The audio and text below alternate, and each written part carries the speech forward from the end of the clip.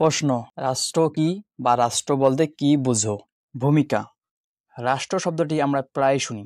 জন্মসূত্রে আমরা একটি রাষ্ট্রের নাগরিক, কিন্তু রাষ্ট্র কিভাবে গঠিত হয়, এটি কেন প্রয়োজন, রাষ্ট্র ছাড়া কি মানব জীবন সম্ভব? আজকের ভিডিওতে আমরা রাষ্ট্র সম্পর্কে একটি পরিষ্কার ও সহজ ধারণা পাবো। শাব্দিকত্ব। রাষ্ট্র শব্দটি এসেছে সংস্কৃত রাষ্ট্র ধাতু থেকে, যার অর্থ হলো রক্ষা করা বা শাসন করা।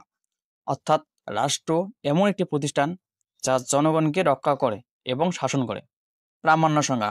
বিভিন্ন দার্শনিক ও চিন্তাবিদ রাষ্ট্র নিয়ে ভিন্ন ভিন্ন মতামত দিয়েছেন। যেমন এরিস্টটল রাষ্ট্রকে জনগণের কল্যাণের জন্য গঠিত একটি সংগঠন হিসেবে দেখেছেন। গার্নার বলেছেন রাষ্ট্র মানেই ভূখণ্ড, সরকার ও জনগণের সংমিশ্রণ।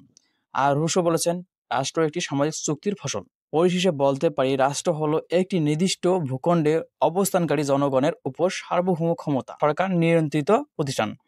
এটি আইন তৈরি করে, প্রয়োগকারী শৃঙ্খলা বজায় রাখে এবং নাগরিকদের সুরক্ষা দেয়। রাষ্ট্র কেবল একটি প্রশাসনিক কাঠামো নয়, এটি আমাদের পরিচয় ও নিরাপত্তা ও স্বাভাবিক জীবনের প্রতীক। রাষ্ট্রের প্রতি দায়িত্বশীলতা, সচেতনতা এবং আইন মেনে চলাই একজন প্রকৃত নাগরিকের কর্তব্য। প্রিয় শিক্ষার্থী ও দর্শক বন্ধুরা, আপনার যদি ভিডিওটি ভালো লেগে থাকে তাহলে অবশ্যই লাইক দিন, মতামত জানান এবং আমাদের চ্যানেলটি সাবস্ক্রাইব করুন।